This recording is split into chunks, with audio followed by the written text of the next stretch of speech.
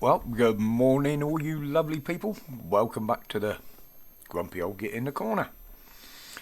No thrills today, as you can see. I couldn't be asked to set everything up. But let's get on with it. Obviously, big story today is the COVID inquiry. Started.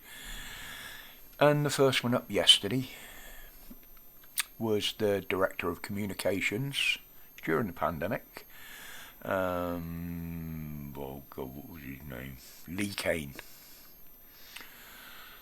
Now, he openly said there was messages that he'd seen that were there that had disappeared, but some he did see and some things he noticed he came right out with.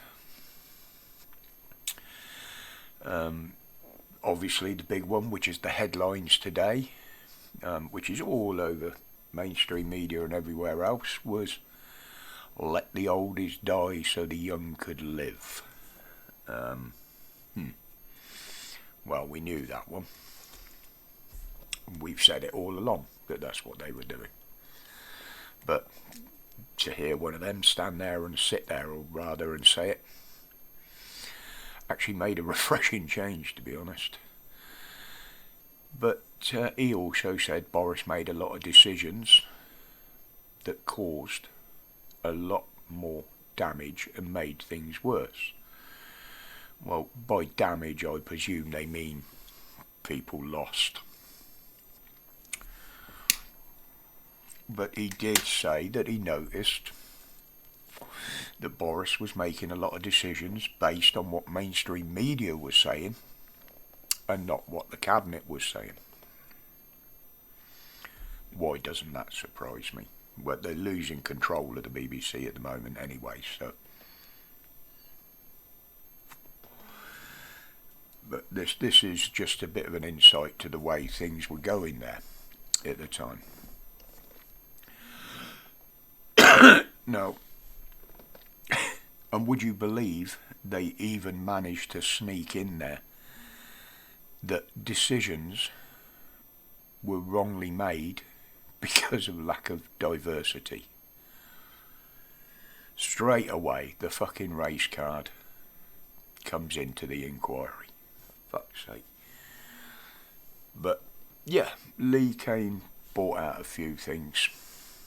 But obviously, the main player yesterday, as we all knew, was going to be Demonic Cummings. And he didn't disappoint, did he?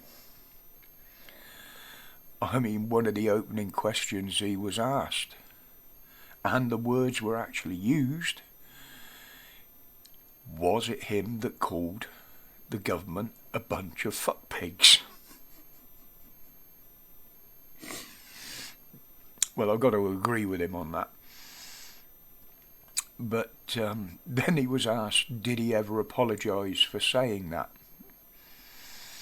He said, why should I? They proved me right.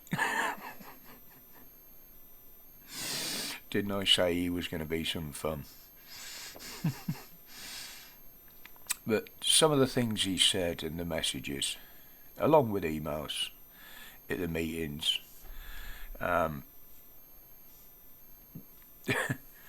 unbelievable. I mean, he said some of the meetings that were shown, some of the emergency meetings, anything you saw on mainstream media was scripted for mainstream media.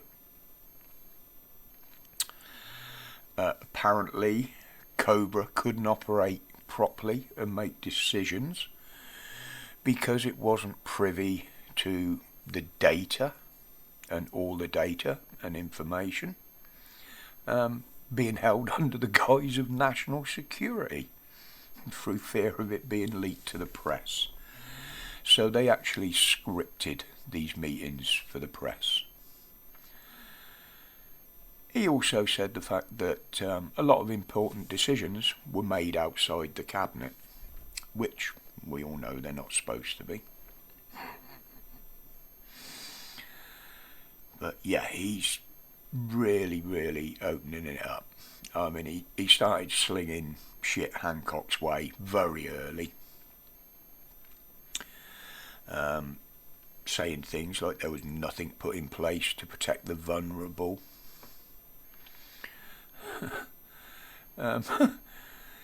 He openly admitted that he thought there was people in the wrong jobs. There was nobody that seemed to be in charge of anything. Those that were there were all bloated with power. Yeah, that's about right, isn't it? And literally, from these two that gave evidence yesterday, it's obvious Boris and Hancock are going to be the main two that I can see are going to get thrown under the bus. They're the ones that are going to be held responsible for this.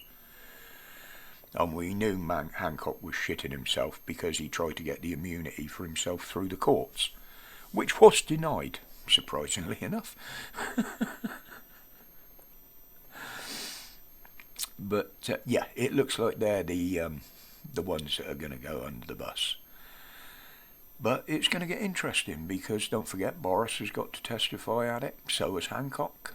So keep your eye on this space. It's going to get very spicy. I mean, one of the committee that was asking the questions actually akined what went on.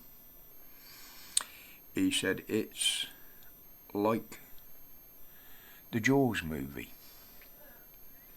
He said, well, everybody's crying out something's going on.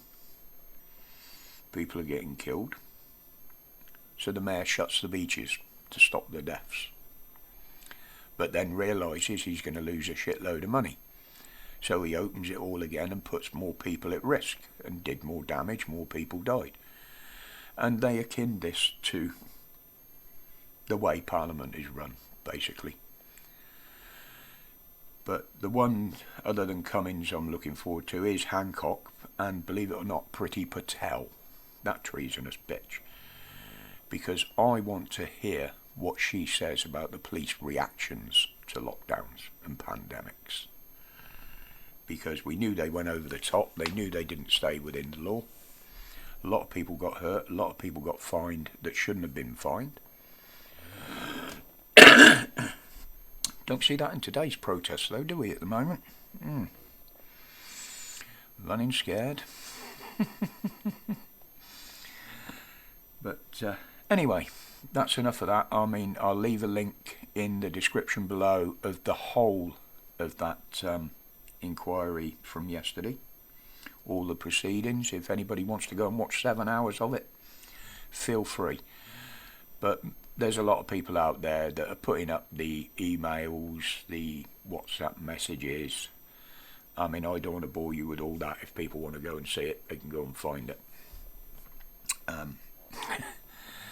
But in other news today, amber warning for the weather again, southern England. Nice, yeah, I can see it's raining outside, so an amber warning for a bit of rain. Thank you, Met. And there is still a war going on, and the police are still corrupt. Anything else you want to know? It's the usual headlines, guys. Right, I'm going to leave it there for today. No bells or whistles today. As I say, I'm still a little bit tired, and I haven't even been bothered to set up the corner properly. So you see me as I get up and sit down today. But anyway, guys, I will be watching what goes on today with the inquiry. And I will definitely let you know on that. But until the next one, as always, thank you for your support on this channel. We're climbing above 500 subscribers now, which is nice to see. But until tomorrow, as always, stay safe, stay strong, and stay absolutely free from the corruption. Keep your eye on it. Respect, people.